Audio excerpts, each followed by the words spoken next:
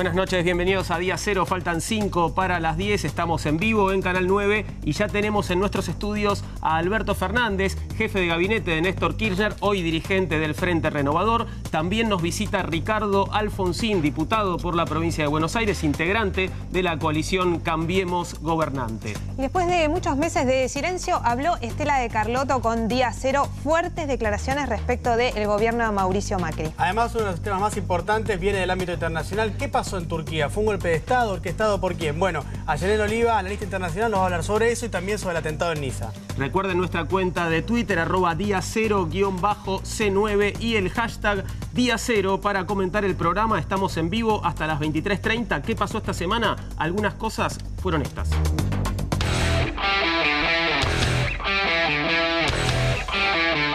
Cambia en el fútbol argentino, digo, para que se entienda, porque para el que está mirando... Probablemente no advirtamos los cambios ahora porque todavía no hay un main sponsor, todavía no hay un nuevo contrato de televisión.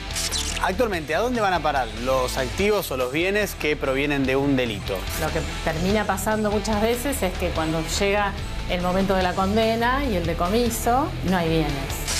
La Corte Suprema de Justicia de la Nación le pidió al Gobierno Nacional un informe detallado del aumento de las tarifas. Pidieron información sobre cómo se definieron las subas del 400 y 500%. Metrogas suspendió la impresión de sus facturas y dice que no hay que pagar.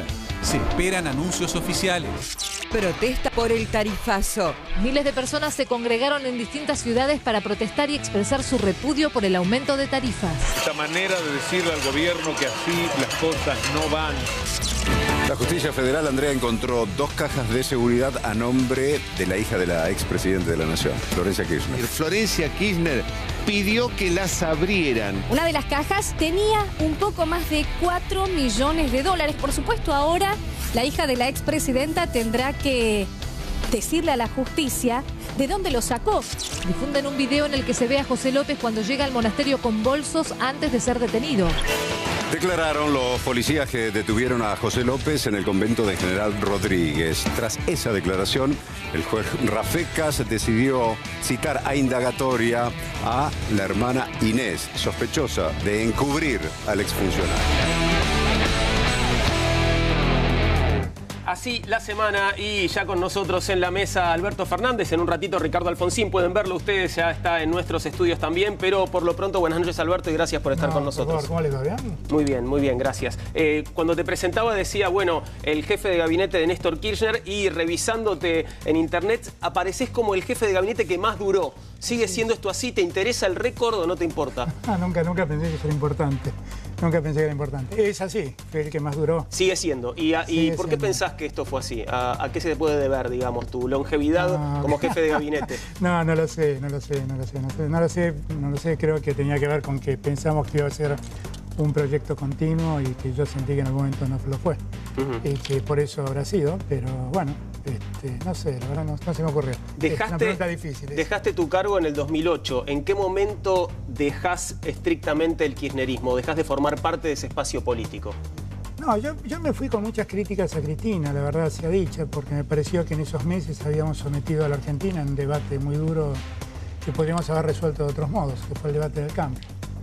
Y después me parece que hubo una etapa de tergiversación de Cristina que a mí me dolió mucho, ¿no? Que empezó con la testarudez de no entender que había un problema con la fuga de dólares, que había un problema con la inflación que no atendía, que había un problema con algunos personajes que empezaban a aflorar, con la ley de medios, que yo la verdad no estaba de acuerdo tal como se hizo. Me acuerdo que escribí un artículo en el diario Crítica que se llamaba Cómo hablar de la ley de medios y no morir en el intento.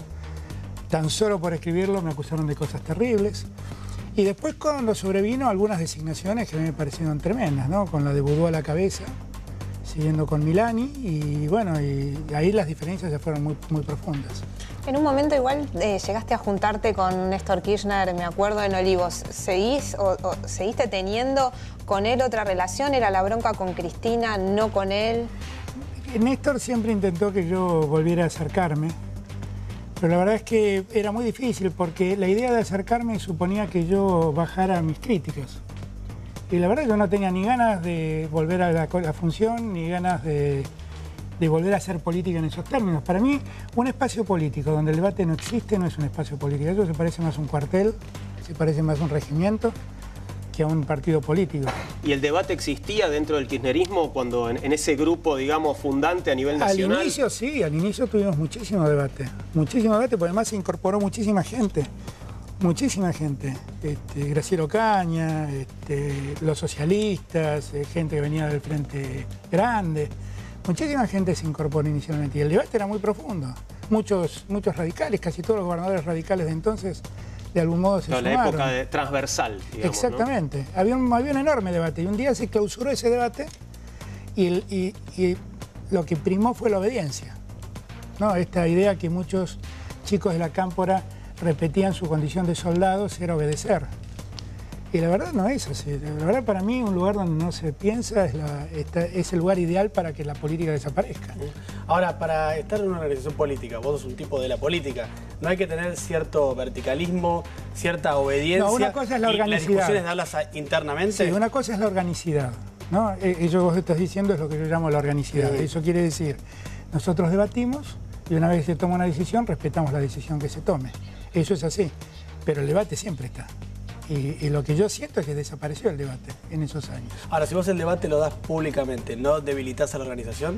Bueno, es que la organización en la que yo estaba me empezó a acusar de ser un hombre de Mañeto, de ser un hombre de Repsol.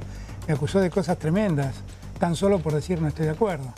Y la historia dice que alguna razón tuve, porque miren cómo terminó la ley de medios. Miren cómo terminó. Terminó en un patético decreto de necesidad de urgencia de Macri. Bueno, pero la Corte la convalidó. La Corte no, la Corte sí, pero este decreto de necesidad de urgencia no, digo. La Corte la convalidó con un voto dividido, es cierto, pero también recomendando revisar muchas cosas, ¿no? Lo recomendó diciendo, no es inconstitucional, pero hay muchas cosas que cuando se implementen hay que ver cómo se implementan. Pero justamente el hecho de que hayas muerto, digamos, con un decreto, ¿habla mal de quien ejecutó ese decreto o de la ley? No, habla mal de las dos cosas. Habla mal de una ley que en verdad se pudo fulminar así, porque no funcionaba. Porque la verdad no funcionó nunca la ley de medios. Nunca logró el objetivo que decía querer lograr. O sea, el problema fue Sabatella y la aplicación. No, la ley. Sabatella, bueno, Sabatella es una expresión de esa ley, pero esa es la ley, digo. La ley nunca logró democratizar los medios, solo sirvió para que florezcan un grupo de medios que desaparecieron cuando el Poder Ejecutivo cambió de manos. ¿Considerás que ese era el objetivo de la ley? No, creo que el objetivo era terminar con Clarín. Creo que era claramente el objetivo. Y me parece que estaban tan preocupados por eso que desatendieron otros temas, ¿no?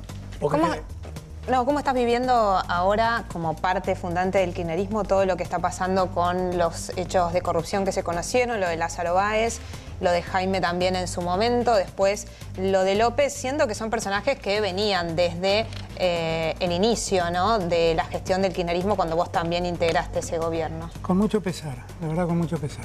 Sinceramente, yo hubiera querido que no terminemos así, sinceramente. Hubiera querido que el proyecto no tuviera que dar cuenta de semejantes cosas, ¿no? De gente enriquecida, de gente con millones de dólares en el baúl de su auto. Nadie que abraza la política se puede sentir cómodo con eso. Y ellos, Néstor y Cristina, en función de su enriquecimiento, que también comenzó hace muchos años. Esto corre para todo el que le equipa el sallo, qué sé yo. Yo no sé, me parece que hemos visto en lo de López una cosa casi oprobiosa, casi vergonzosa, de cómo un funcionario puede enriquecerse de ese modo y circular por el mundo con 9 millones de dólares en el bolsillo del auto. Eso indigna la conciencia cívica de cualquier persona con un mínimo de tino. Pero había posibilidad en su momento cuando vos integrabas el gobierno, porque estas cosas ya se veían, ya se hablaba de la corrupción en la obra pública desde hace mucho tiempo, se hablaba de algunos manejos de Julio De Vido, con quien vos incluso te has enfrentado durante tu gestión. Digo, ¿eso se hablaba, se podía hablar, era conversable? Cuando yo renuncié, le pedí a Cristina que aproveche mi renuncia para hacer un cambio integral del gabinete. Y cuando ella me preguntó a qué me refería, a uno de los que me refería era el Ministerio de Planificación. Reconozco que no era porque yo había observado que había un personaje llamado López que hacía semejantes cosas, sino porque habían ocurrido una serie de hechos ya previamente que habían generado un gran desgaste en ese ministerio. Estoy hablando del caso Antonini Wilson, estoy hablando del caso de Skanska. Y me parecía que era una buena oportunidad para sacarse ese problema y empezar de otro modo. cuando ustedes, vos estabas allí, pero cuando ustedes estaban vos estabas en Casa de Gobierno, digo. Sí. En aquellos años ustedes se la pasaron escribiendo de que el gobierno tenía como dos alas, una ala que se enfrentaba con otra y que yo enfrentaba debido. Yo reconozco que lo que enfrentaba era era la necesidad de que no caigamos en este tipo de cosas. Eso es así. Ahora, Alberto, me acuerdo cuando... Perdona que termine una cosa. Ahora, es muy interesante ver, Mariana, que en esta auditoría que hizo Vialidad aclara que los mayores receptores de obra pública que aparecen en el año 2015 no eran los mayores receptores de obra pública que aparecieron en el año 2007. Este detalle no es un detalle menor, porque eso lo que está diciendo es que en el 2007 no existía lo que vimos después. Y ese es el tiempo en el que yo estuve. Está bien, pero en cuanto... ¿Se entiende lo que quiero decir? Sí, sí, claro. Y ustedes mismos en el diario de ustedes, en La Nación, publicaron una nueva denuncia de Vialidad donde dan como fecha de inicio de las prácticas con BAES una licitación de octubre del 2007 que se habrá empezado a implementar cuando yo ya no estaba. Pero, por ejemplo, respecto del enriquecimiento del matrimonio presidencial, en su momento también lo hemos hablado. Pero eso también tiene que ver... Tiene justificación porque claro, pero durante esos primeros años dio un salto salto muy grande. Pero eso también... No, pero no era en esta magnitud. Yo creo que el gran salto ocurre, 2009 creo que es, cuando venden todas las propiedades y pasan del valor fiscal al valor de liquidez. Y entonces ahí aparece, por ejemplo, la venta de un terreno fiscal de Calafate comprado a 7,50 creo el metro cuadrado y vendido en $2 millones. Creo que es ahí es donde empieza como una gran explosión. Ahora, Alberto, que después sigue potenciándose, ¿no? Por eso que lo explique Cristina, no sé, yo no soy... En relación a lo que te preguntaba Mariana y durante tu gestión, los casos de corrupción, yo me acuerdo cuando yo era más joven, en otro programa, de haberte hecho una entrevista a vos por el caso Skanska, y vos te enojaste mucho, te molestabas, porque te preguntábamos por eso. Y vos decías que era un acuerdo o era un conflicto entre privados. Corrupción entre privados. Me acuerdo perfectamente de tu definición. Porque, en verdad, vamos a ser sinceros. Sí. Hoy lo conocí.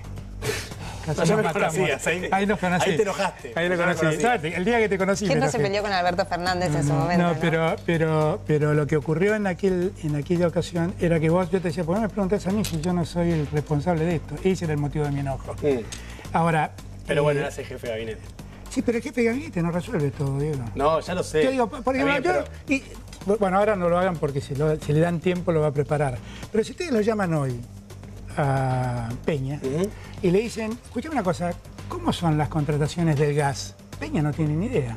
Y es razonable, no tiene idea. Peña sabe que hay un problema que obliga a contratar gas en los famosos barcos, ¿no? De gasíferos. Pero no sabe cómo es cada contratación. Yo no sé cómo era cada contratación. Cuando a mí me preguntan eso, digo, ¿por qué a mí? ¿Sí? Yo no tengo uno espera una respuesta política del jefe de gabinete, tal vez es eso. No, está bien, es posible. Entonces uno trata de dar la respuesta política que no dejaba conforme a Diego. Pero en verdad, inicialmente nosotros sentimos que el caso Skanska podía ser un conflicto entre privados. Ahora, aún así, yo le pedí la renuncia a todos los involucrados. Esta es la verdad, ¿no? Alberto, saliendo un poco de este tema, hablabas de la falta de debate en algún momento en el espacio del kirchnerismo. ¿Sentís que ese debate sí se da en el Frente Renovador, que es un espacio en el que hay discusión? En el Frente Renovador hay demasiado debate, ya es el otro extremo, hay demasiado debate. Sí, es un lugar muy cómodo para hacer política porque todos te respetan y todos respetan posiciones y nadie te pone límites. El primero que además te libera para pensar y demás es Sergio. Es muy cómodo el Frente Renovador en ese sentido. Muy cómodo. ¿Y cómo pensás que puede jugar Sergio Massa en la renovación del penorismo, que parece estar buscando nuevos liderazgos? Bueno, Sergio tiene un potencial impresionante. La realidad es esta. Tiene un potencial impresionante. Yo creo que muchos de los que en su momento no lo votaron no se arrepienten de no haberlo votado porque estaríamos padeciendo mucho menos que lo que estamos padeciendo hoy. Sergio es un hombre con un enorme potencial que tiene además la ventaja de ser un hombre preparado, que conoce muy bien la administración, que no improvisa, que cuando aborda un tema lo estudia muy a fondo. Me parece que él tiene un enorme futuro. Pero ¿cómo serían nuestros padecimientos si fuera el presidente Sergio Massa? ¿Qué más leves? ¿Habría un gradualismo que no, bueno, que no tuvimos? Claro, yo creo que... Mirá, ayer recordaba en una mesa televisiva a la noche. ¿Comieron rico? Ya que no probé mucho, no comí mucho. Pero a ver, Se llevó vianda igual, ¿Eh? No, me llevé el tupper, No, ayer recordaba que cuando fue la 125, el motivo por el que nace la 125 era que veíamos una crisis internacional y Martín se le ocurrió que había que mejorar los ingresos porque iban a bajar, la recaudación iba a bajar porque las exportaciones iban a caer, como efectivamente cayeron, y al mismo tiempo queríamos empezar a sacarnos el problema de los subsidios. Entonces organizamos un plan que era en 5 años ir reduciendo los subsidios un 20% cada año. Bueno, ese fue el plan que naufragó por la 125. Compárenlo con este plan que consiste en sacar en 2 años todos los subsidios. Compárenlo, ¿no? Entonces, digo, con Sergio seguramente todo hubiera sido más gradual y más medido. Y seguramente el esfuerzo le mandaría más tiempo, pero nadie se hubiera muerto asfixiado. ¿Ustedes se acuerdan que yo inclusive en la campaña, cuando yo explicaba por qué no quería votar a Macri y por qué tampoco votaba al Frente para la Victoria, decía que la diferencia era que me maten en una cámara de gas o que me maten en la silla eléctrica? Bueno, votaron morir en la silla eléctrica. Y esto es lo que nos está pasando. ¿Lo ves a Massa en la próxima elección siendo candidato a senador, a diputado? Ya no lo sé, no sé qué es lo que él quiere hacer. Yo lo veo a él muy firme para pensar en el 2019 su candidatura presidencial. Ahí sí lo veo muy sólido, muy firme y con muchas posibilidades. Además, pero no hay 2019 sin 2017. ¿O hay menos chances? No sé. Bueno, mira, eso es un tema discutible. Y el que nos enseñó es un tema discutible es Macri, que no fue candidato en el 2003 y fue presidente en el 2015. Así que no lo sé si es así, no lo sé. Yo lo que creo es que lo que tenemos que hacer es un plan serio para. Pero Macri era jefe de gobierno. Macri era jefe de gobierno igual en ese entonces. Massa ahora. Bueno, Massa parece no ser nadie, según insinúas, pero parece ser un tipo importantísimo en la política. No dije eso. No, pero es un tipo muy importante en la política argentina. Sí, por supuesto. Pero no. Mirá, es alguien que cuando vota a favor de Macri aparecen los trolls K. Y cuando le dice a Macri hiciste un disparate con la tarifa, aparecen los trolls amarillos y lo matan. Evidentemente tiene una capacidad de juego en la política argentina que es muy alta, muy alta. ¿Qué es lo peor que hizo este gobierno para vos hasta ahora? ¿Lo peor que hizo el gobierno? Y yo creo que se equivocó mucho en materia económica. Y ahí no cargo tanto las tintas sobre el mejor economista que tiene, que es Alfonso Pratgay, sino que cargo mucho las tintas en la pésima decisión que tuvo inicial Macri de dividir la decisión económica en tantas cabezas. Yo creo que ahí un ministro de Economía más fuerte. Un ministro de Economía que resuelva, pero no puede ser que el ministro de Economía tenga que conseguir financiamiento, lograr superávit fiscal y todo el dinero que consigue se lo gastan otros en liberaciones de retenciones, en subsidios a la industria. Me parece que esto hay que cambiarlo de algún modo. Esto hay que volver a concentrar en uno la decisión. Me parece que en materia económica se han equivocado muchísimo. Miren, yo cuento la anécdota porque la viví. Porque además hasta cuando uno quiere ayudar, no logra ayudar. Cuando en enero el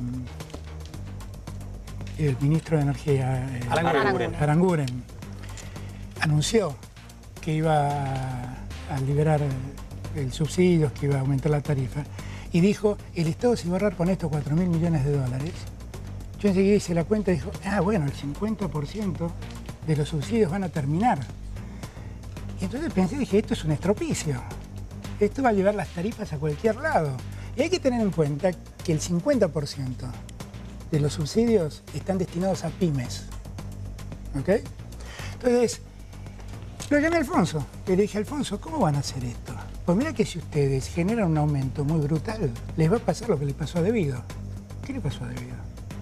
Bueno, a Debido le pasó que los aumentos de febrero del 2014 le llovieron millones de amparos y hasta el día de hoy no se pudo cobrar eso. ¿Estás seguro que me estás diciendo? Sí, no es tu área, pero consultalo. Me pidió que le escriba un memo. Le escribí un memo. Hicieron todo igual y así estamos, igual que con Debido en el año 2014. Entonces, cuando uno ve esto y uno le toca vivirlo, uno dice, bueno, pero entonces, ¿cómo funciona esto? ¿Pero vos ves impericia del gobierno o crees que hay un plan económico así, con esa crudeza y esa dureza, que lo van a llevar adelante la verdad es que ante cualquier consecuencia? Yo lo conozco a Alfonso. Alfonso es un hombre capaz. Lo conozco menos a Aranguren. Tengo una negación con su apellido. Con Aranguren, pero me parece que es un hombre que debe tener mucha experiencia, porque estuvo muchos años trabajando en el sector energético. Pero lo que más me preocupa es que, según cuentan los diarios el fin de semana, el que tomó la decisión fue Macri de hacerlo de este modo. Ni Aranguren le había propuesto hacerlo de este modo. Entonces, eso sí me preocupa mucho. Eso sí me preocupa mucho, porque si además se jacta de tener al mejor equipo de los últimos 50 años para no prestarle atención, entonces estoy muy preocupado. Muy preocupado. ¿Qué lugar te toca en el armado del Frente Renovador para el año electoral del año próximo? No lo sé, la verdad no lo sé. Yo lo que necesito y lo que quiero es que la Argentina dé pasos para adelante, sinceramente, ¿no?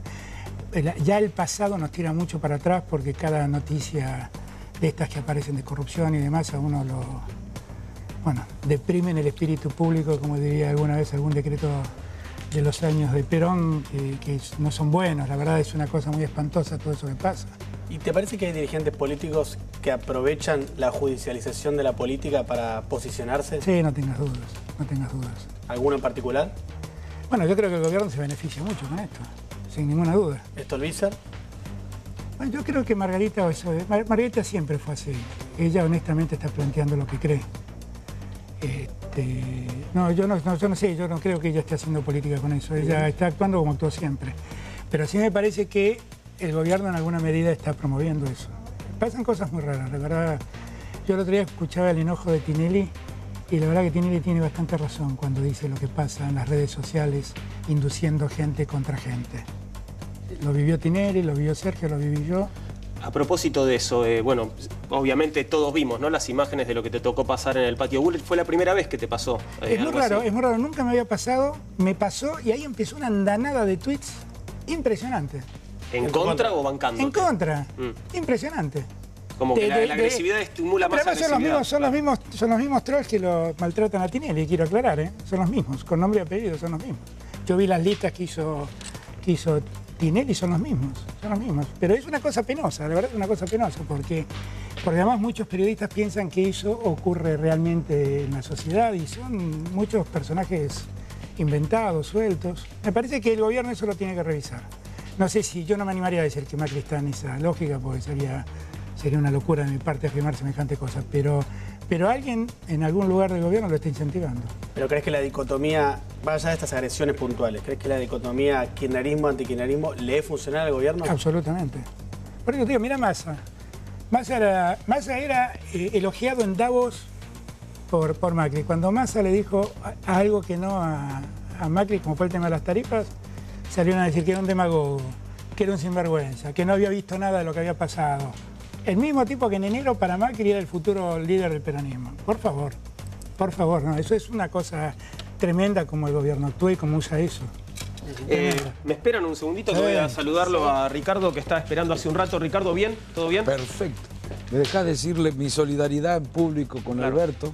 Es una barbaridad. Muchas gracias. Alberto, realmente hay una norma a la que trato de ajustarme. No es fácil.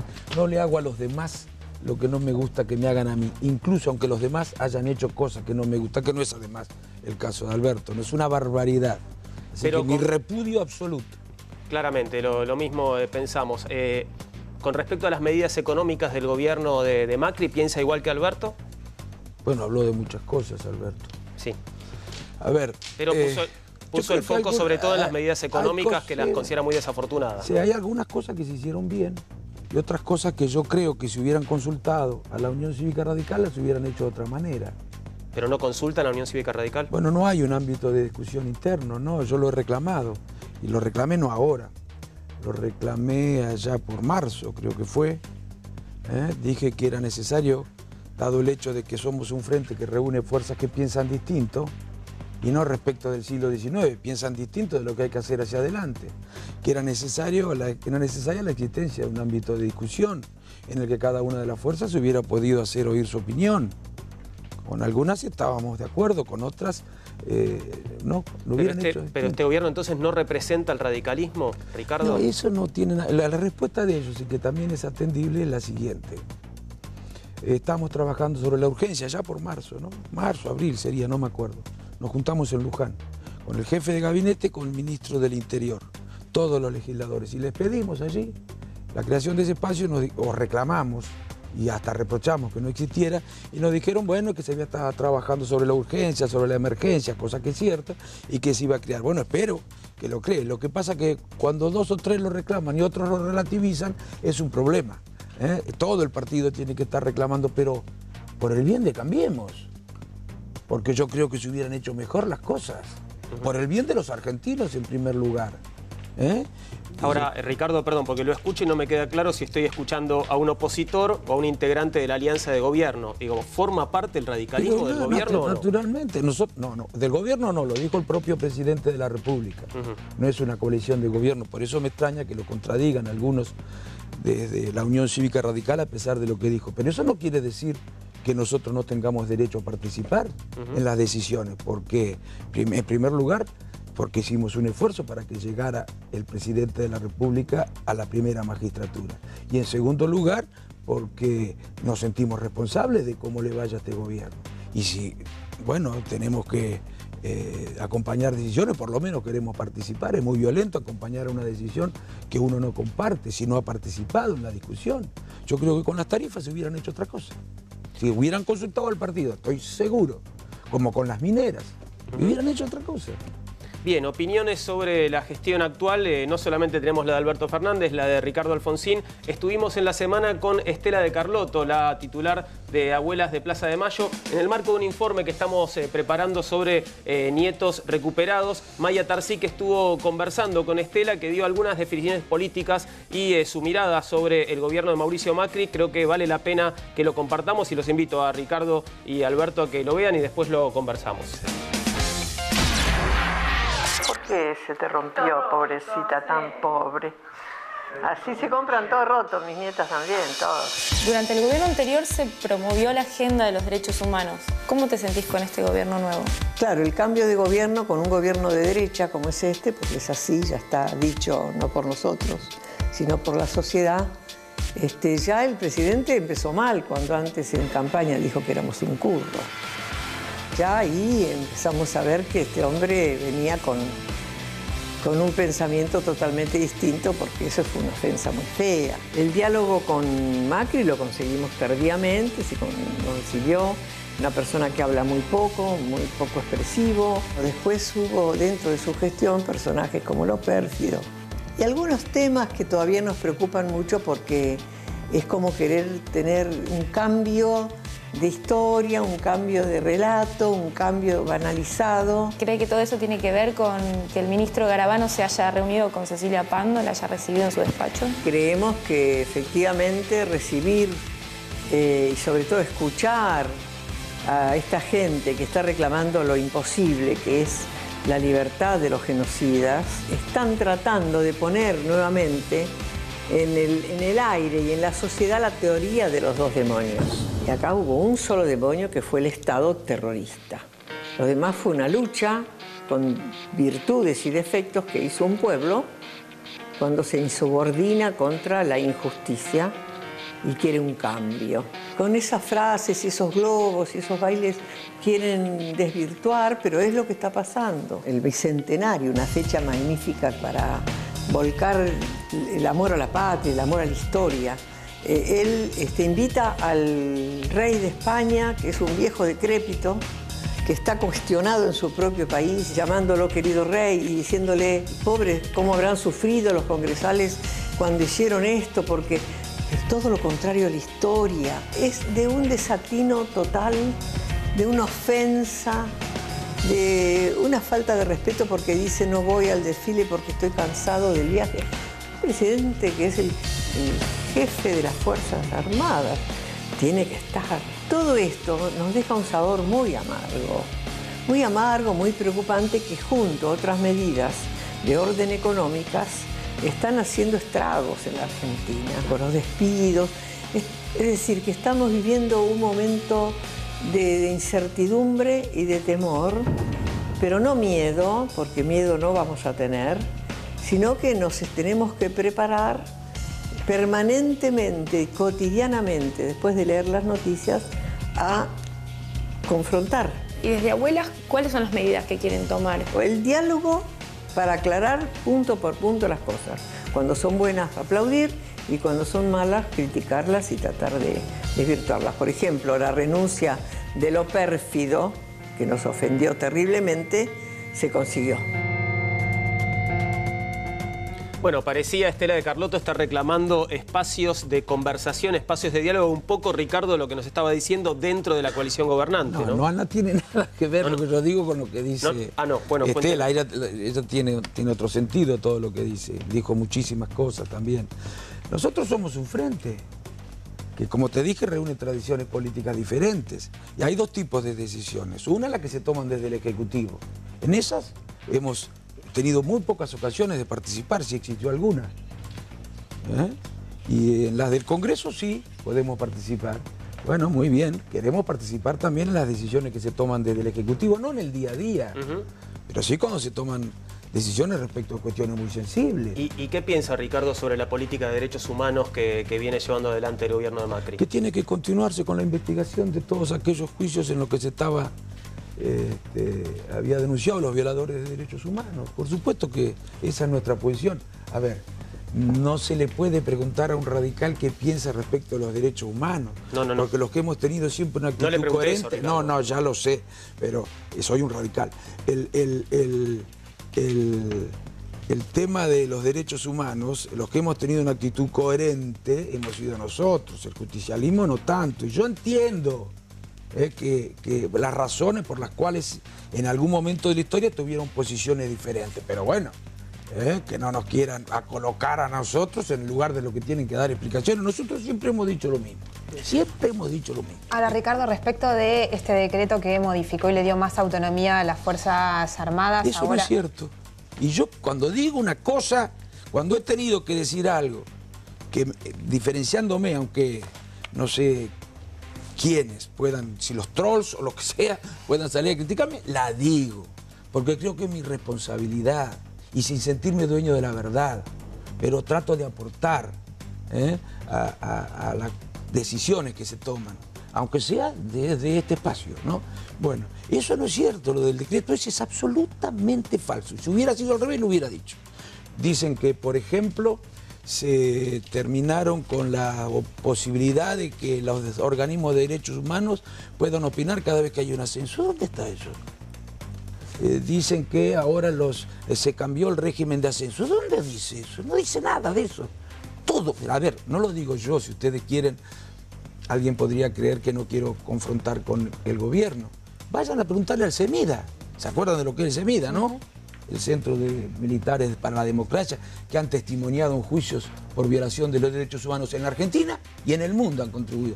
Dice que este decreto no modifica nada en realidad. Le pregunto a Alberto Fernández, ¿qué opina sobre las declaraciones de Estela que acabamos de escuchar?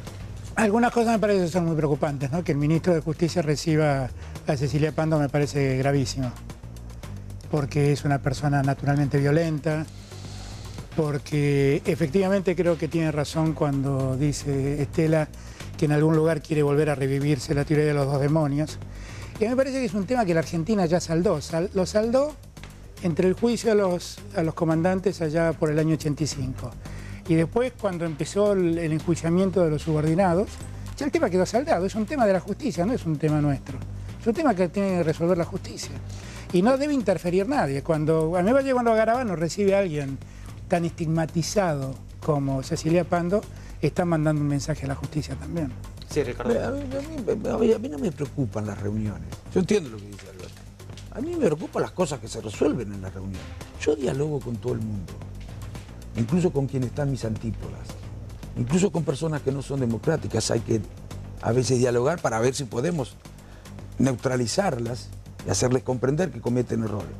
Lo grave es las cosas que se conversan y las decisiones que se pueden tomar a partir de esas conversaciones.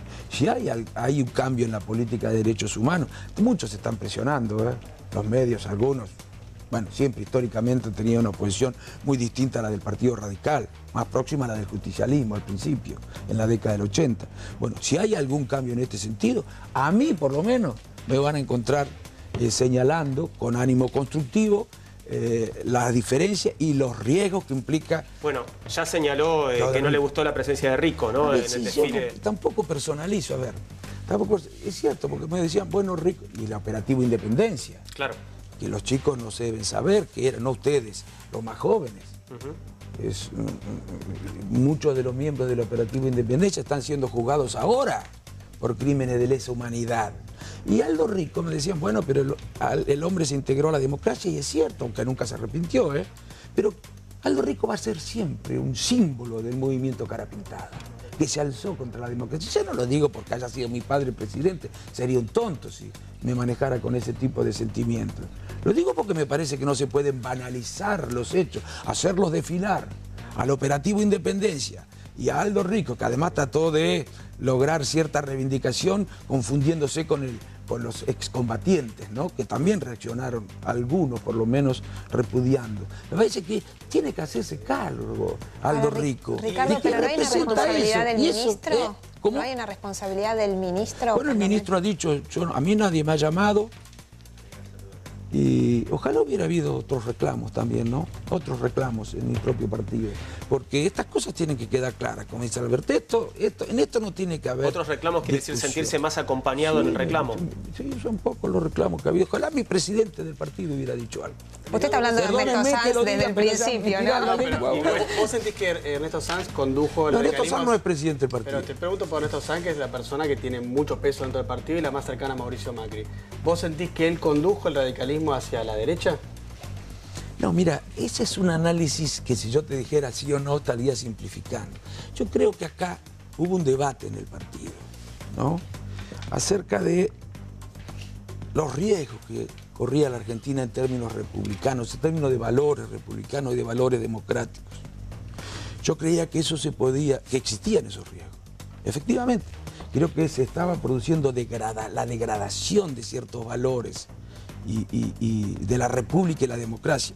Y cuidado, porque así se empieza y no se sabe cómo termina. Y que había que evitar que volviera a ganar el Frente para la Victoria. Le iba a venir bien incluso al Frente para la Victoria. Ahora, yo creía que eso lo podíamos hacer con el Frente Amplio UNEM. Habíamos sacado el 26% en el 2013, claro, cuando llegó en Gualeguaychú no muere el Frente Amplio UNEM, el Gualeguaychú llegó muerto, allí se firmó el certificado de defunción. Bueno, pero la necesidad de esa, la necesidad de evitar que corriéramos riesgos en términos republicanos y democráticos seguía existiendo. Y bueno, allí la mayoría del partido, no tan holgada tampoco, la mayoría del partido decidió una alianza distinta a la que había existido hasta el año 2013, que era además una estrategia de poder. Y bueno, yo, como Cristina Kirchner, yo le aplaudí a Cristina una vez en el Congreso, cuando dijo que ella había tenido mucha diferencia con el menemismo. No cuando dijo eso, porque eso no es cierto. En realidad la empezó a manifestar después del 97 esa diferencia. Pero cuando dijo que a ella nunca se le había pasado por la cabeza irse del partido justicialista, que las discusiones las daba de adentro. Bueno, yo la aplaudí, yo las discusiones las doy en mi partido y yo no soy dueño de la verdad y le atribuyo a todos las mejores intenciones. No le atribuyo, eso que dice gobierna para los ricos, creo que se equivocan algunos. Le pregunto a cuando Alberto toman Fernández, decisiones. Perdón, Sí. Ricardo, ¿cómo se ve desde afuera, ¿no? Desde otro espacio político, desde el Frente Renovador? ¿Ustedes cómo ven el radicalismo? ¿Lo ven adentro de la coalición gobernante? ¿Lo ven afuera? ¿Qué rol les parece que juega? No es grato, soy amigo de Ricardo, además, no, la verdad que yo no debo opinar sobre eso, es un problema de cada partido, qué sé yo. Me parece que en el radicalismo también tiene que darse un debate como debe darse el peronismo. Yo a veces siento que no estamos todo lo que somos ni somos todo lo que estamos. Y que ese es el problema que tiene histórico el peronismo y que en alguna medida también pasa en el radicalismo. Uno lo escucha a Ricardo y la verdad se siente próximo en muchas de las cosas que dice. Uno escucha sectores radicalismos más afines al presidente y se siente muy lejos de ese radicalismo. Y también pasa en el peronismo, ¿no? Hay peronistas que salen corriendo detrás de Macri y uno dice, ¿por qué salen corriendo detrás de Macri de este modo? Me parece que creo que es un momento de la política difícil que se irá aclarando de a poco. Se irá aclarando de a poco. Sí, a ver, quiero decir, bueno, coincido con Alberto, es un momento muy difícil de la política. Y cuando hablamos de la política, hablamos de los principales actores, son los partidos políticos, hasta los gobiernos. Está pasando en el mundo, no solamente en Argentina.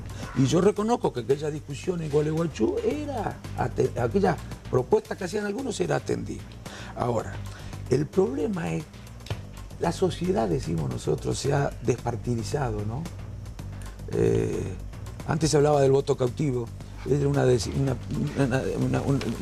expresión peyorativa. Yo creo que tenía un costado positivo todo eso, que uno era menos vulnerable cuando estaba comprometido con un partido, la prédica mediática, por ejemplo.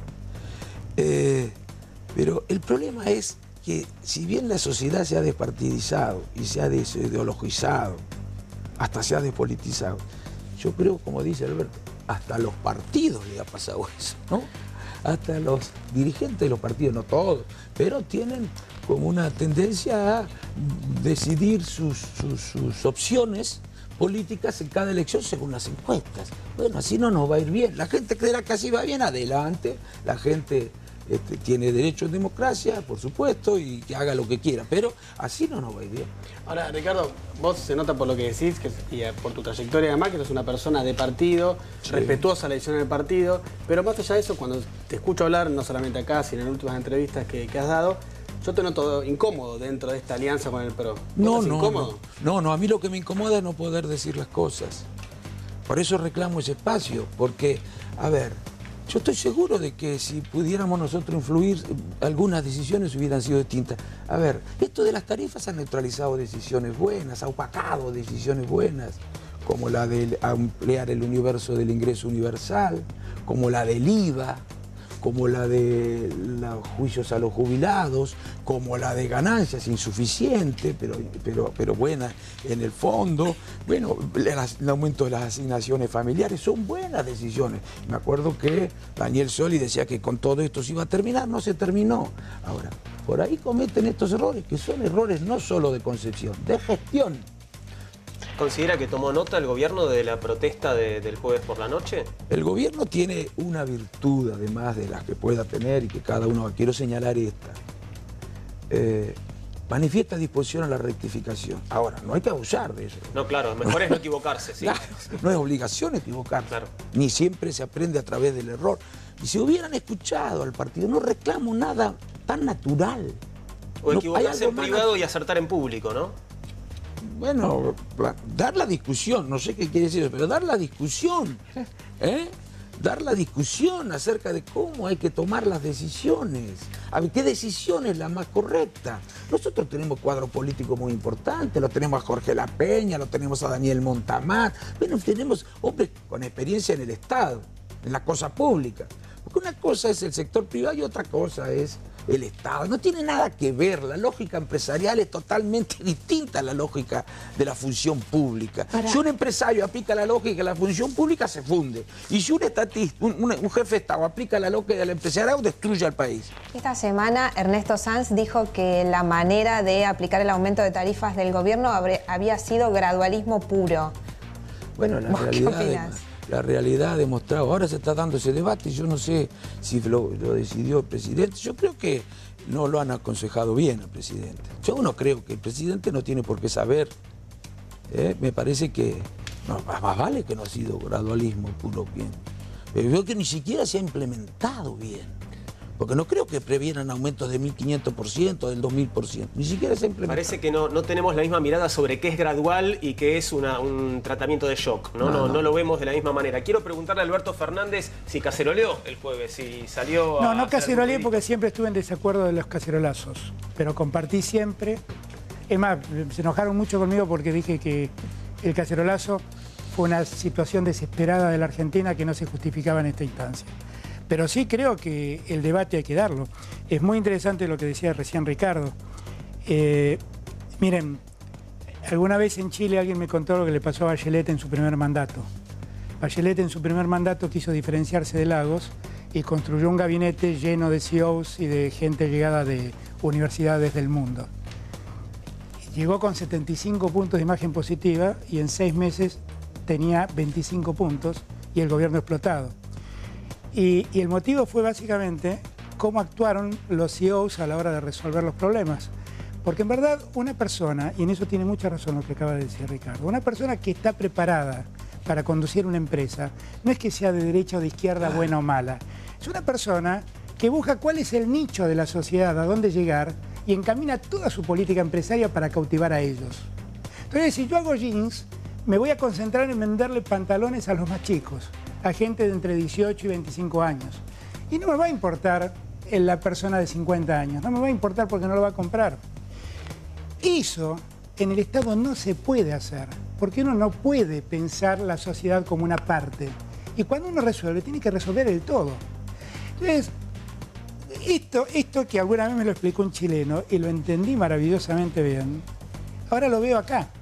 Ese es el motivo por el cual, por ejemplo, Aranguren dice, bueno, si no les alcanza para comprar combustible, no lo compren. Porque claro, él piensa a la sociedad como un nicho a donde dirigirse y donde las empresas garantizan cierta rentabilidad. Ahora, así no funciona el Estado. Porque cuando uno gobierna, gobierna para todos, no para los que pueden pagar, para todos. Ahora, la verdad, veo tantas coincidencias que no sé por qué no cada vez más peronista. Hay lugar en el Frente Renovador para... Ojo que dijo cada vez más peronista. ¿Sabe cuál es el problema? ¿Sabe cuál es el problema? Que los argentinos nos peleamos precisamente más con lo que tenemos coincidencias importantes. Por eso entre radicales y peronistas no hemos peleado tanto. Eso es una cosa que hay que superar. Y además nos encanta pelearnos a los argentinos. Es algo que tenemos que superar. Porque no se progresa en una empresa, ni en una familia, ni en ninguna institución, ni menos en el Estado y en la sociedad, si los dirigentes se pelean, si los padres, si los hermanos se pelean, si los socios de la empresa se pelean. Bueno, yo no digo que haya que abandonar convicciones, no. Pero no hay que atribuir al que piensa distinto intenciones perversas o ridículas. No, eso está mal. No lo digo que lo dijo Alberto, pero te digo, cuando yo digo que tengo alguna diferencia con el Frente, con el PRO, por ejemplo, pero no lo digo ahora, lo he dicho siempre. Y además esto fue dicho en su momento cuando se creó este Frente. Y eso era un activo, era un valor agregado, se decía. ¿Cómo? Ahora no tenemos que decir lo mismo. Bueno, yo no le estoy atribuyendo a quienes piensan de manera distinta hacia adentro del Cambiemos intenciones perversas.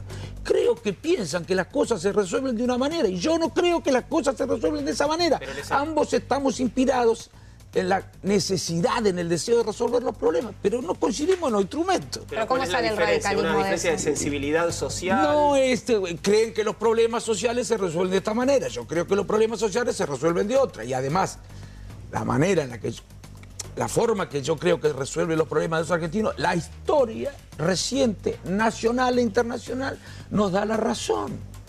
Por lo menos así es en la mayoría de los casos. ¿Qué hubieran hecho con las tarifas? Yo no hubiera hecho otra cosa, perdónenme. Pero hubiera preguntado, por ejemplo, en primer lugar, ¿qué hicieron con la plata de los subsidios? Cerca de 30.000 millones de pesos, les decía, creo, Piñanelli el otro día, en estos 10 años. Se recibieron por subsidio. ¿Y qué hicieron con esa plata? No vaya a ser que haya pasado como con TVA. En segundo lugar, ¿cuáles son los costos de producción? Si no lo sabemos nosotros. Y esto es lo primero que deberíamos haber preguntado. Por supuesto, la audiencia pública. Por supuesto, haber evaluado el impacto social y el impacto económico, porque no vaya a ser que lo corremos por un lado, lo perdamos por el otro con caída de la actividad económica y pérdida de recaudación. Está más opositor que Lilita. No, señor, no es opositor. Lo hago para colaborar. ¿Por qué tenemos que entender que es oposición decir que si nos hubieran escuchado hubieran hecho unas cosas mejor? En otras nos han escuchado. Pero quizá no querían hacerlo como ustedes proponían. Eso es un error. Si creen que... A ver, hubiéramos podido discutir. Seguramente, frente a las discrepancias, se podría haber logrado una solución de consenso. Nadie es dueño de la verdad, yo no digo tampoco que lo sea a priori, pero la mejor manera de acercarse a la solución correcta a partir de la confrontación de las ideas y de los argumentos, hubiéramos llegado a una solución de consenso. Y ahí sí, nadie se puede desresponsabilizar. Ahí tiene que defender porque participó. Ahora, si vos no participaste y además no estás de acuerdo, bueno, tenés que señalar tu diferencia y con ánimo constructivo. ¿O no lo hace Lilita Carrió también? Y no veo que... Lilita, bueno, yo tengo una manera distinta, pero creo que a ustedes porque son periodistas y les encanta la cosa así, de titulares. Estoy en la oposición. No estoy en la oposición. Yo estoy en Cambiemos y quiero que le vaya bien. ¿Saben por qué? Además, estoy muy preocupado. No es algo que diga ahora, ¿no? Con todo lo que está ocurriendo en el mundo, yo creo que el mundo está muy mal. Pero cuidado, porque las cosas que ocurren en el mundo suelen terminar pasando y con características y aristas mucho más agudas todavía en América Latina. Si nos va mal como cambiemos, no es que lo peor que nos pasa es que perdemos las elecciones y que la puede ganar otro partido. Eso sería lo normal en democracia. Lo que puede ocurrir es que se genere un clima social propicio para la aparición de liderazgos mesiánicos, autoritarios, demagógicos, y que la sociedad, frente al desencanto, frente a la falta de respuesta, esté dispuesta a acompañar. Eso es gravísimo. Así que actuemos todos con mucha responsabilidad, porque no está en juego una elección, está en juego algo... Ojalá me equivoque, pero bueno, si me equivoco mejor, no está de más advertirlo. Está en juego algo mucho más grave en la Argentina. Mucho más grave en la Argentina que perder una elección. Por eso quiero ayudar a Cambiemos. Estoy comprometido. ¿A quién te referís? ¿A quién te imaginas? Pero se puede aparecer un Donald Trump. En el 2001, gracias a Dios, no apareció. Acá en la Argentina, ¿y quién puede ser? No sé quién puede ser. Donald Trump, ¿te imaginabas vos hace 2 años que podía ser candidato a presidente en Kosovo? ¿Y vos te imaginabas que podía ocurrir lo que ocurrió en Austria? Un partido nazi sacó la mitad de los votos. En Holanda están apareciendo liderazgos de este tipo. Marine Le Pen ganó las elecciones para la Comunidad Europea. Pero vos tenés que estas cosas son para tomarlas así como, pasó esto, pero bueno, ya pasará. No, tiene que ver con un malestar que se da en el mundo, desencanto, la gente no cree que a través de la política se pueden hacer transformaciones, y esto tiene que ver también con cosas que ocurrieron en los últimos 30 años en el mundo, que han ido reduciendo la capacidad de la política para ordenar o configurar lo social, entre otras cosas la económica, la globalización, la caída del muro de Berlín, la revolución tecnológica ha ido debilitando a la política. Acá no hablamos de estas cosas, pero eso también explica la crisis de la política y por supuesto de sus instituciones. Alberto, ¿hay un Donald Trump argentino que debamos temer? No lo identifico, pero no deberíamos, tiene toda la razón del mundo lo que dice Ricardo, no deberíamos permitir que nazca, ¿no? En eso es cierto. En verdad nadie quiere que le vaya mal al gobierno, porque el daño es generalizado, no es un daño para Macri. Lo que uno quisiera es que escuchen un poco. Yo la anécdota que conté recién sobre la historia de las tarifas es para mostrar cómo uno a veces quiere ayudar y siente que lo que está ayudando cae en saco roto, simplemente. Pero el riesgo del que habla Ricardo es absolutamente cierto. Ahora, a propósito de ese riesgo, bueno, tuvimos en el transcurso de la semana un encuentro de juventudes políticas en la Casa Rosada y asistió, bueno, un representante de Bandera Vecinal, que es un partido que, bueno, si no es nazi, está un poco cerca, ¿no? ¿Cómo ven eso? Se dieron las explicaciones, eso fue un error de organización propio de alguien que no tiene demasiada experiencia. ¿Pero los errores no van todos en el mismo sentido, Ricardo? No, no creo. No creo, eso no, por Dios, eso no, porque entonces estamos al horno. Si creemos que estamos alentando a incorporar bueno, no, entonces no, Dios mío. Entonces, el riesgo ya pasa a ser algo más que un riesgo. Alberto, ¿qué piensa de esto? No, yo creo que es un error, creo que fue un error y fue una picardía de los nazis que fueron, que ventilaron su presencia. Pero sí comparto que generalmente los errores van siempre para el mismo lado, no por esto, sino por otro, ¿no? ¿Por cuáles, por ejemplo? Claro, siempre los errores, primero la primera decisión es complicarle la vida al más débil y después viene la corrección, pero siempre la primera decisión es complicarle la vida al más débil. Yo siempre cuento lo mismo, ¿no? En la primera semana Macri liberó retenciones por una suma equivalente de 4.000 millones de dólares y fue exactamente lo que dijo Aranguren que le iba a sacar a los consumidores por la suba de tarifas. Siempre es así, siempre el primer error es en contra de los más débiles. Después viene la corrección, porque ahí me parece que la presión del radicalismo existe y el gobierno es como que vuelve sobre sus pasos, también para atender los reclamos de la otra fuerza que forma la alianza. Pero yo esa parte sí la comparto contigo, me parece que si el primer error siempre es en contra de los que menos tienen. Pero yo creo que no hay una intencionalidad, yo entiendo lo que dice Alberto. Pero no puedo creerlo, jamás veo las cosas de esta manera, no veo la discusión política como un debate entre los buenos y los malos, ¿no? Aunque no sea exactamente lo que dice Alberto esto, porque él ha cuestionado esa visión también. Pero yo digo que hay gente que sinceramente piensa que ordenando la macro, después que funcione el piloto automático, permitiendo que el mercado actúe con la menor cantidad de interferencias posibles de la política para asignar recursos y para distribuir la riqueza, se resuelven los problemas de la gente. Piensan que así los resuelven mejor. Lo que yo digo es que, no le digo que no quieren resolver los problemas de la gente, digo, así, desde nuestro punto de vista, no se van a resolver los problemas de la gente. No, estoy refiriendo a estas medidas y a ciertas cosas. Hay una tensión. Lo señalaba Alberto, hacia adentro de Cambiemos. Entre dos maneras de ver, Alfonso representa otra. Espero que no lo jorobe Alfonso con esto que digo. Alfonso Pratgay. Hay una tensión que es más entre un sector más pro mercado, monetarista. Los monetaristas son como el tornillo. Ajustan para abajo y aflojan para arriba. Bueno, hay una tensión entre monetarista y más keynesiano. Yo creo, el radicalismo representa una visión más keynesiana y queremos influir en Cambiemos, porque queremos que le vaya bien a Cambiemos, hasta si vos querés por una cuestión egoísta. Si le va mal a Cambiemos, nos va mal a nosotros también. Claro.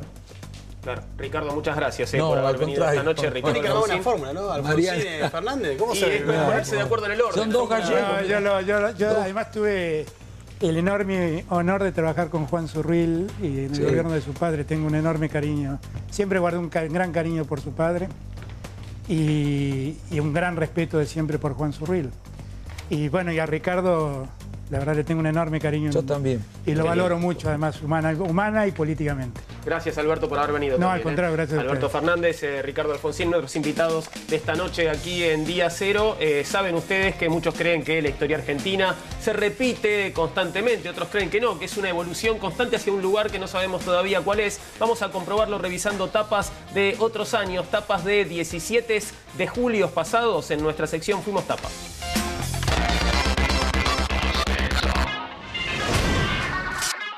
Estas fueron las tapas de otros 10 de julio.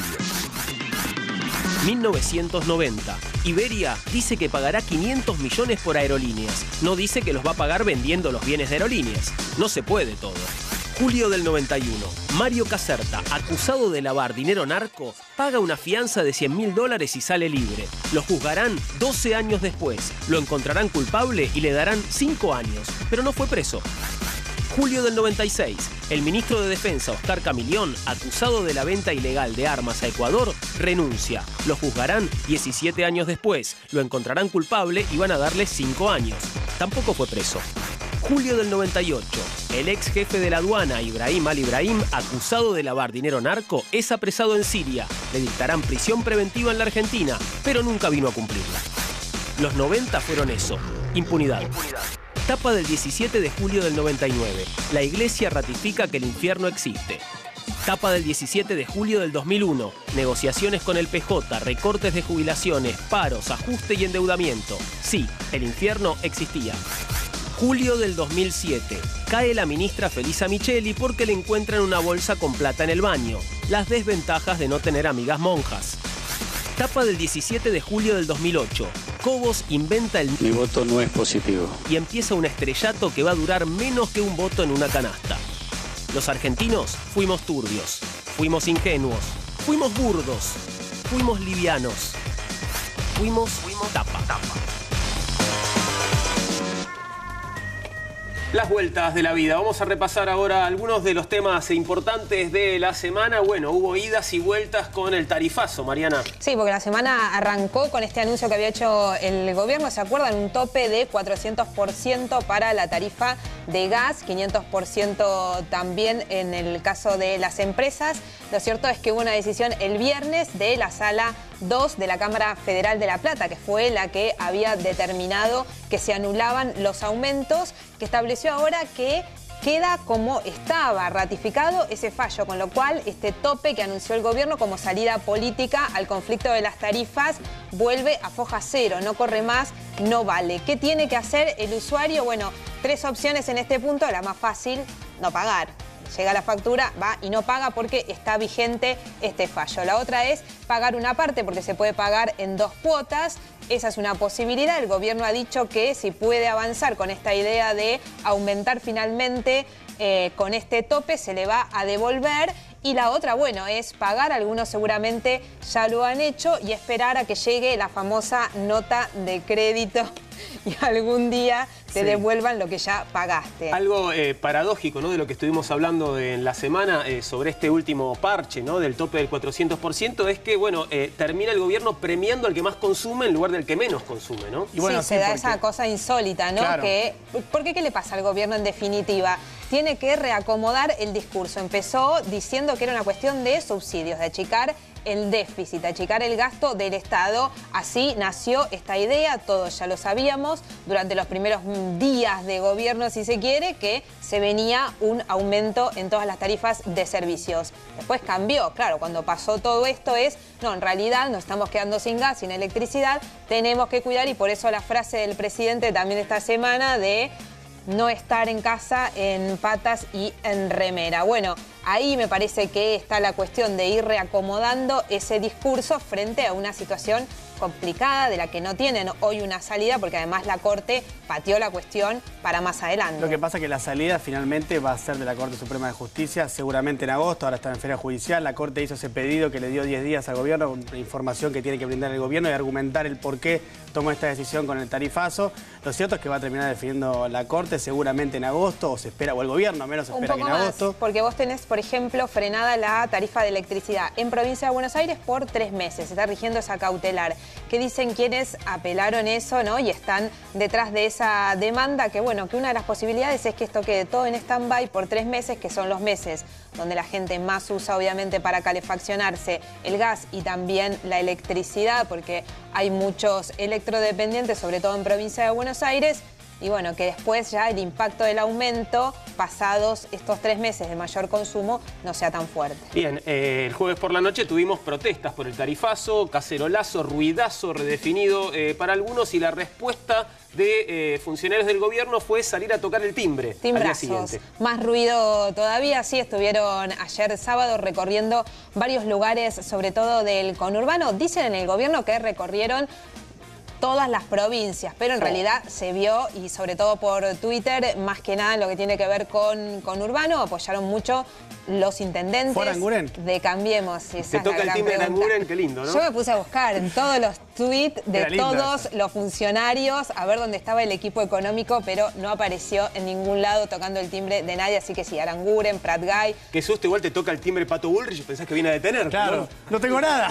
Pero estuvo, ¿eh? Tira todo. Pero sin gendarme, sin gente con casco. No. Sola en realidad hizo con Rodríguez Larreta en la ciudad de Buenos Aires, así que no sé si no la tendremos como candidata nuevamente en alguna legislativa a Pato Bullrich, porque ella estuvo en la ciudad. María Eugenia Vidal, el jefe de gabinete, uno de los artífices de la comunicación oficial, sobre todo en la provincia de Buenos Aires, con Carolina Stanley, la ministra de Desarrollo Social. Más que nada el gabinete social salió, ¿no?, a mostrar y a contrarrestar de alguna manera lo que había sido la protesta del jueves llamada ruidazo. Bocinazo también existió, por lo menos por mi barrio hubo bocinas. ¿Sí? Fue cacerolazo también, aunque con otro nombre, ¿no? Sí, fue cacerolazo. Y lo loco es que, bueno, cacerolearon los... Transporte, y ahí quien suma fichas es Juan Carlos Smith, de Dragado y Balizamiento, pero también quien está a cargo de la Asociación de Trabajadores del Transporte, que obviamente tiene un peso político muy fuerte y también a la hora de cualquier medida de fuerza. Ustedes saben que los casos de corrupción que se hicieron públicos durante los últimos meses y la exhibición tan obscena de fajos y fajos de billetes hicieron que fuera surgiendo una suerte de clamor popular que, bueno, que pide que vayan presos los corruptos y que devuelvan la plata, ¿no? Y que esa plata sea utilizada en algún sentido para el bien de la sociedad. El recupero de activos, de eso se trata tu informe de esta semana, Diego. Sí, a ver, hay varias normativas que están vigentes que tratan sobre este tema, que es justamente el de qué pasa con los activos que provienen de algún delito o incluso que son utilizados para cometer un delito. Bueno, ¿qué se hace con eso? Hay normativas vigentes que lo fijan bastante claramente. Lo que pasa es que hay como una superposición, y lo que dicen los críticos de este proceso actual es que lo que falta es cierta transparencia, porque actualmente esto va al Poder Judicial a través de la Corte Suprema, es administrado y repartido por lo general dentro del Poder Judicial, lo que supone cierta discrecionalidad. Ahora hay una ley que tiene media sanción, que es la Ley de Extinción de Dominio. Bueno, sobre este y otros temas hablamos en este informe. Prestarle mucha atención al informe, porque seguro que te preguntaste esto alguna vez, ¿no? ¿A dónde va la plata que recuperan después de un ilícito? ¿Quién se la queda? ¿Queda en algún lugar? ¿Nos sirve a todos? Fíjate, porque te lo cuenta muy bien Diego Iglesias y sus entrevistados en este informe.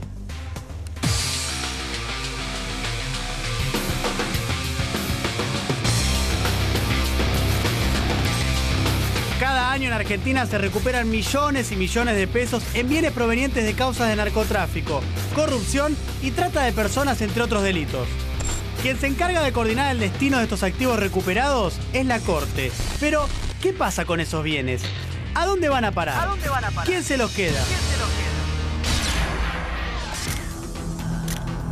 Lo que tenemos hoy es un sistema de administración muy oscuro, muy poco transparente y muy poco profesional y sin información sobre dónde están esos bienes, quiénes los maneja, cómo los maneja. Según el Código Penal, cuando el juez dicta una condena, tiene que establecer el comiso o decomiso, que es lo mismo, de los bienes utilizados para cometer el delito o del producto del delito. Lo que termina pasando muchas veces es que cuando llega el momento de la condena y el decomiso, no hay bienes.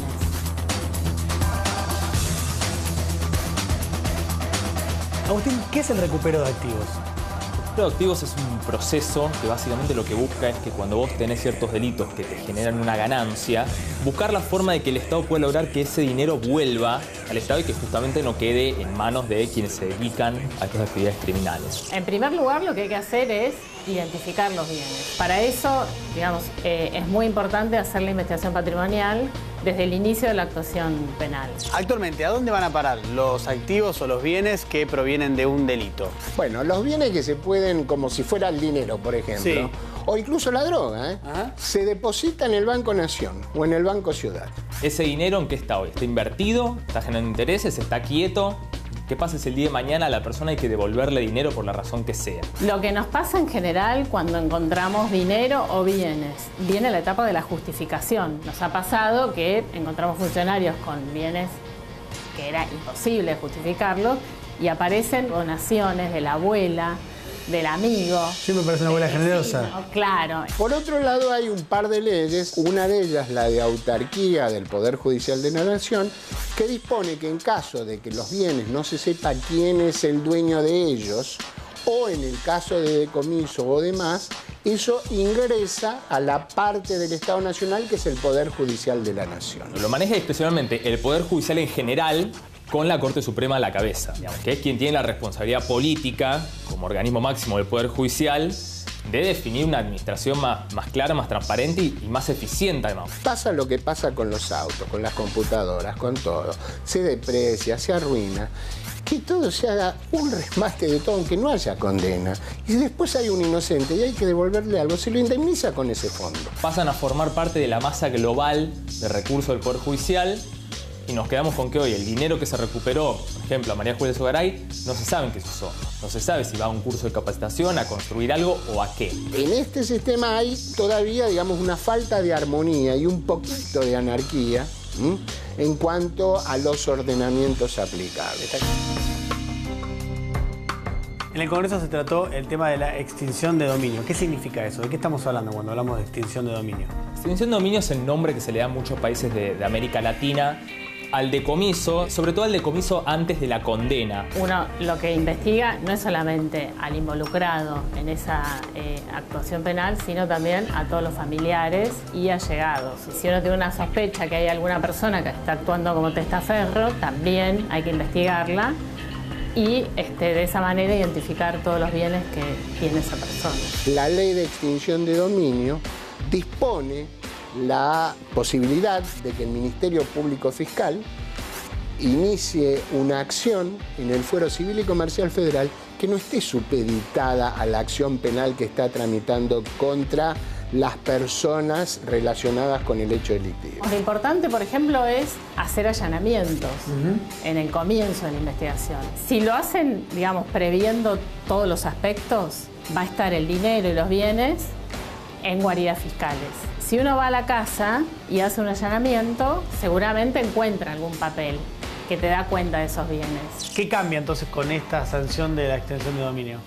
Lo que cambia es que ahora en ciertos delitos, narcotráfico, trata, corrupción, asociación ilícita, etc., ahí se va a poder recuperar el dinero al margen de que exista o no una investigación penal. Con solo demostrar que el bien es ilícito, ya se va a poder recuperar esto y va a ser destinado sí a políticas públicas como educación, como salud. Por ejemplo, el caso hasta ahora más emblemático de lo que uno supone es un delito de corrupción, que es el caso de José López. Con esos más de 9 millones de dólares, ¿qué se puede hacer ahora? Hoy por hoy tienen que estar depositados en algún lado. Como regla general, durante toda la investigación y el juicio, la persona sigue siendo el dueño de las cosas hasta que hay una condena. Pero si sale la ley de extinción de dominio, eso ya pasa directamente a este órgano que se crea en el ámbito de la jefatura de gabinete de ministros. Y ese órgano que podrá disponer en función para el Garrahan, para entidades de bien público, para niños carenciados, para lo que fuera. La gente no solamente quiere que no haya impunidad,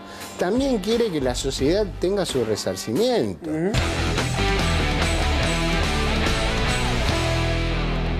Nos contabas, Diego, que el Congreso trabaja sobre un proyecto, de hecho ya tiene media sanción, ¿no? Claro, es lo que hablaban en el final del informe, que es la extinción de dominio, que ya tiene media sanción de la Cámara de Diputados, se esperará para ser tratado en el Senado. Como aspecto positivo de la extinción de dominio, lo que fija es que los bienes pueden ser decomisados anteriormente a que llegue el final, digamos, ¿no? A que se logre una condena. En ese momento pueden ser decomisados en cualquier instancia del proceso judicial, porque iría por aparte, iría por la cuestión civil y no por la cuestión penal. Ese es el punto de vista que destacan todos los especialistas, que es positivo de la extinción de dominio. Solamente probando la ilicitud del bien se puede secuestrar, y eso es bueno por un montón de puntos, entre otros porque rápidamente esos bienes pueden ser utilizados o resarcida a la sociedad destinándose a una política social, que es también lo que está fijado en la extinción de dominio. Como aspecto negativo, lo que señalan es que fue tratada de apuro, obviamente en el contexto de Lázaro Báez, de José López. Pensemos que lo de José López fue un 14 de junio, esta ley es votada un 23 de junio, mejor dicho, la media sanción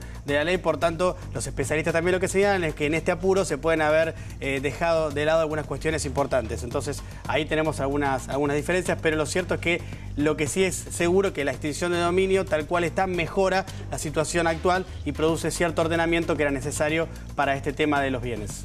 Dentro de unos minutos tenemos a Yelén Oliva, politóloga, especialista en política internacional, para que nos cuente exactamente qué está sucediendo en Turquía después del fallido golpe de Estado del viernes. Por otro lado, ustedes saben que durante la semana hubo una asamblea de la AFA que finalmente terminó aprobando la creación de la Superliga. La Superliga, bueno, es un torneo de 30 equipos largo como el que ya padecimos hace relativamente poco tiempo, pero esta asamblea, en fin, le dio cauce a algo que todavía me parece es bastante provisorio. Veamos lo que pudo conseguir Nico Woodman en la asamblea de la AFA en el transcurso de la semana que pasó.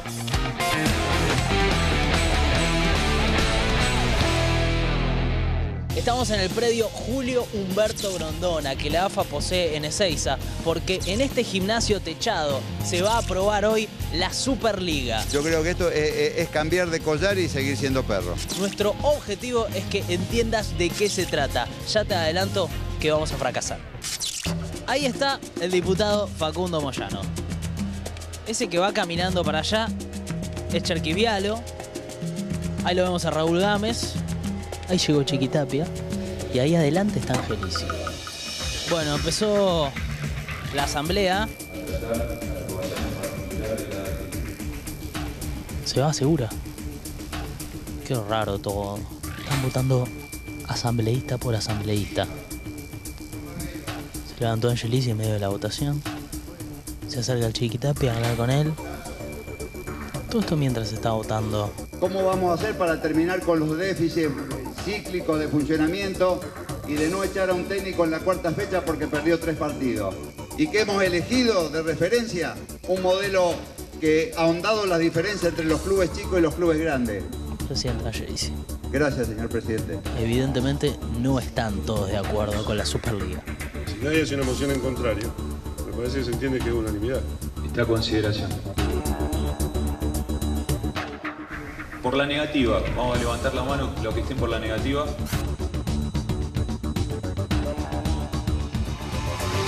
¿Qué cambia en el fútbol argentino? Digo, para que se entienda, porque para el que está mirando... Probablemente no advirtamos los cambios ahora, porque todavía no hay un main sponsor, todavía no hay un nuevo contrato de televisión. Hemos empezado el camino de la refundación del fútbol argentino. Ojalá los dirigentes realmente después de esta demostración se pongan a trabajar y que la Superliga sea el cambio necesario para el fútbol.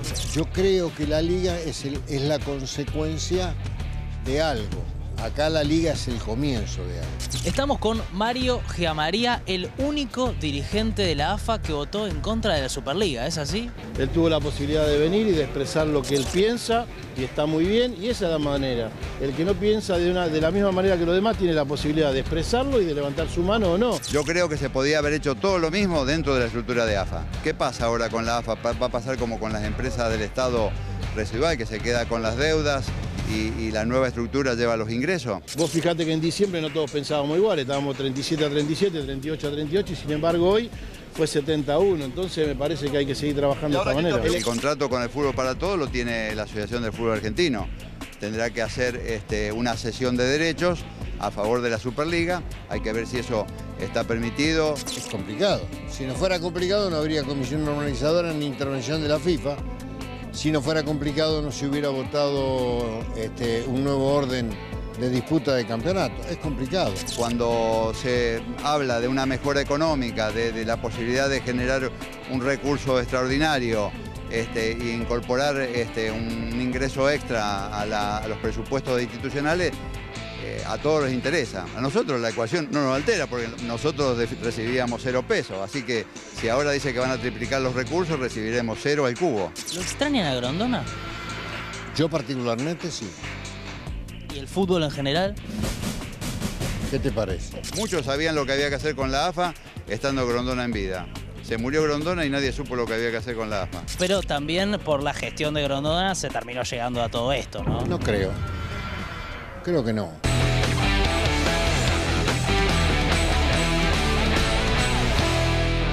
Si me preguntan, va a haber muchas más novedades en el caso de la AFA y creo que estamos un poco lejos de refundar el fútbol argentino. Pero pasemos a otro tema bastante más delicado, que es lo que sucede en Turquía. Estamos con Ayelen Oliva. Gracias, Ayelen, por estar en Día Cero esta noche. ¿Qué pasó? ¿Hubo golpe de Estado? ¿No hubo? ¿Por qué falló el golpe de Estado en todo caso? Bueno, efectivamente fue un intento fallido, pero un intento fallido que dejó 290 muertos, 1.300 heridos, 6.000 detenidos, entre ellos altos mandos del ejército y también del Poder Judicial, fiscales, jueces que fueron desplazados de sus cargos. Y justamente el viernes veía un dibujo que había hecho el humorista gráfico El Roto, que escribe para El País, que decía: nadie entiende nada, eso lo explica todo. Lo decía en mención a lo que había pasado en Niza, pero también pasa con los temas de política internacional que sobre todo en Argentina nos parecen tan lejanos y a veces es tan difícil comprender qué es lo que sucede. A ver, acá hay que aclarar en primer punto que no tiene nada que ver con el Estado Islámico, como a veces genera confusión.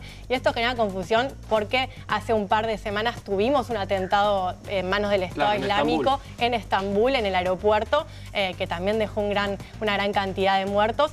Pero esto no tiene nada que ver. Esto fue una facción dentro del ejército, dentro de las Fuerzas Armadas de Turquía, que justamente lo que dijeron, a ver, uno de los espacios que tomaron, las principales ciudades, la de Ankara y Estambul, y también las plazas, el Parlamento, la Casa de Gobierno, y otro de los lugares que tomaron también fue la TV pública, ¿no? La televisión pública de Turquía, y desde ahí lanzaron un comunicado donde decían que tenían el control de todo el territorio de Turquía, algo que después efectivamente se vio que no era tan así porque fue un intento fallido de golpe de Estado, como mencionábamos. Y por el otro lado lanzaron un comunicado donde hablaban de que ellos llegaban para restablecer la democracia y para volver a recuperar la secularización de la República. Recordemos que Turquía es un Estado laico, ¿no? Entonces se destacaban estos dos puntos. Ahora, la pregunta que nosotros tenemos que hacernos acá, las Fuerzas Armadas pueden, digamos, quiénes son de alguna manera para establecer si es o no una democracia la de Erdogan, que nosotros podemos tener muchas críticas a si es más o menos autoritario el gobierno y digamos, yo estoy de acuerdo con esa visión de que es un gobierno bastante autoritario, pero fue un gobierno electo democráticamente y ganó las elecciones ahora la mayoría en noviembre del año pasado. Entonces, digo, me parece que ahí también arrogarse el poder de decir que ellos vienen a restablecer la democracia es un poco Ahora se especula también con que esto es una especie como de farsa de autogolpe, porque Erdogan, según uno puede leer en distintos medios, sale como muy fortalecido, ¿no? de este intento fallido de golpe de Estado. Bueno, ese punto es clave porque sale efectivamente muy fortalecido. Un gobierno que es muy criticado, como decimos, también por su autoritarismo. Esto al final es como un juego de suma cero donde o ganaba todo o perdía, ¿no? Y esto efectivamente lo hace salir muy fortalecido, en primer lugar porque todos los los partidos, incluso por supuesto todos los partidos de la oposición, salieron a declarar que estaban en contra del golpe de Estado. Todos, incluso la socialdemocracia, que juega fuerte ahí, tiene un peso importante en el Parlamento, lo mismo la izquierda, lo mismo los ultranacionalistas. Después, otro de los síntomas que nos demuestran que sale muy fortalecido es el apoyo en las calles.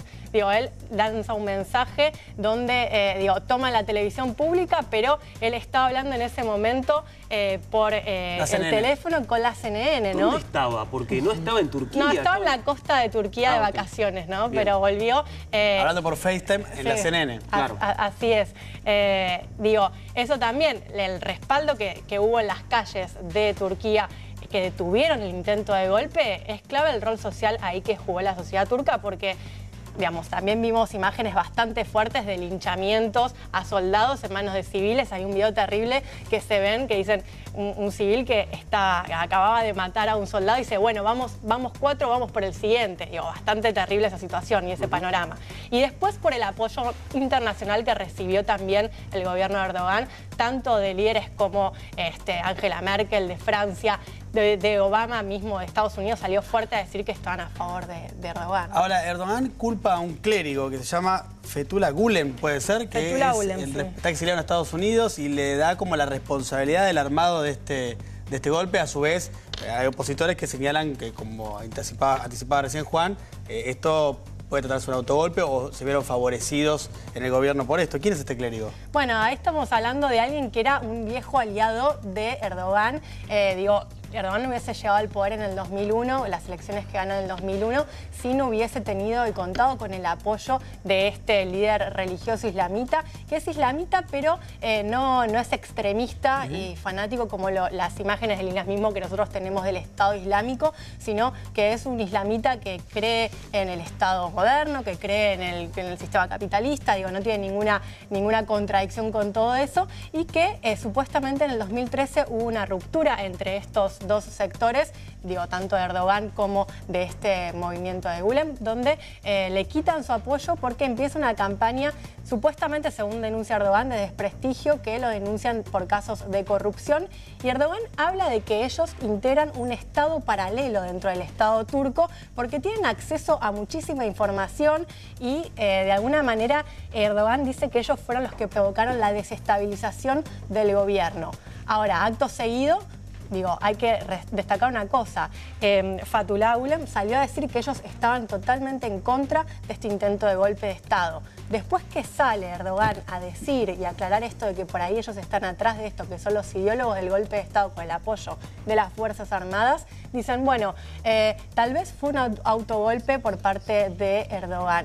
Esto hay que verlo, acá a nadie le conviene, ni a Estados Unidos ni a Europa, que haya una Turquía inestable, desestabilizada, porque sabemos el rol geopolítico que cumple Turquía a nivel internacional, sobre todo con Europa y con Estados Unidos, ¿no? Antes de terminar, pasamos a Yelén brevemente por el desastre de Niza. ¿Qué se sabe hasta ahora? El ISIS se atribuye este atentado después de unos días, pero la policía, las investigaciones en Francia no parecen encontrar conexiones entre el asesino y la organización de ISIS, ¿no? Sí, así es. Es un tunecino de 31 años. Primero se había dicho que era francés, después tunecino. Vivía en Francia igualmente, en Niza. Los vínculos religiosos no hablan de que, él apenas era islámico, pero no tenía, musulmán, pero no tenía no practicaba fuertemente el Islam. También decían que tomaba alcohol y que eso no va con el Islam, que no cumplió con el mes de Ramadán, un montón de cosas. No estaba dentro de los supuestos listados de sospechosos de terrorismo en Francia, que eso es un Estado que hoy tiene en la mira a todo ciudadano sospechoso, y él no estaba, estaba implicado por temas de delitos menores. Ahora, hay que ver, dos cuestiones centrales que deja y llamativas de este caso en Niza.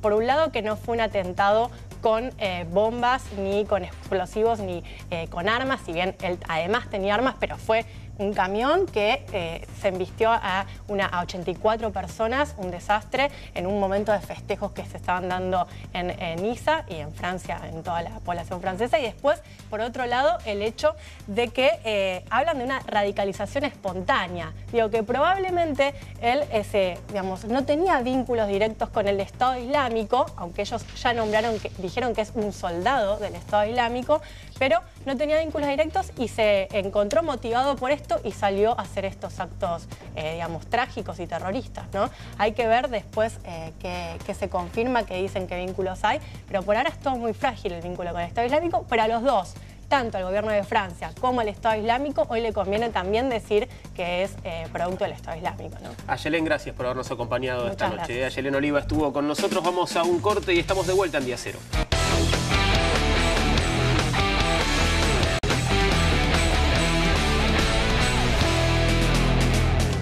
23:35, creo que ya debería ser hora de que vayamos a descansar. No sé qué pensás, Mariana. Sí, me parece muy bien.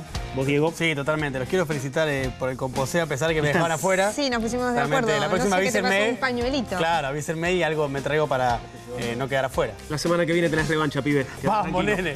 Nosotros nos estamos despidiendo justamente hasta el próximo domingo a las 22. Ojalá que tengan una muy linda semana. Nosotros los esperamos, claro, el próximo domingo. Nos vamos a ir, como es habitual, recordando qué fue lo que aprendimos en estos últimos 7 días. ¿Están de acuerdo? Sí. Sí, por supuesto. Entonces, buenas noches, que lo pasen bien. Esta semana aprendimos que cuanto más aumenten las tarifas y la inflación, más novedades sobre el caso López y las monjas lavadoras van a aparecer. Atención con esta imagen que sigue. Aprendimos que las personas a las que los cacerolazos les parecían mal, ahora les parecen bien y les dicen ruidazo. Y a los que les parecían bien, ahora les parecen mal. Aprendimos que en Costa Rica ya están adoptando el modelo organizativo de la AFA. Aprendimos que Aldo Rico puede desfilar el 9 de julio. Muy emocionado, muy emocionado. Y que los nazis pueden ir a la Casa Rosada. Pero que si tenés un cartel opositor, te bajan del tren. Aprendimos que todos los partidos hay que jugarlos. Todos.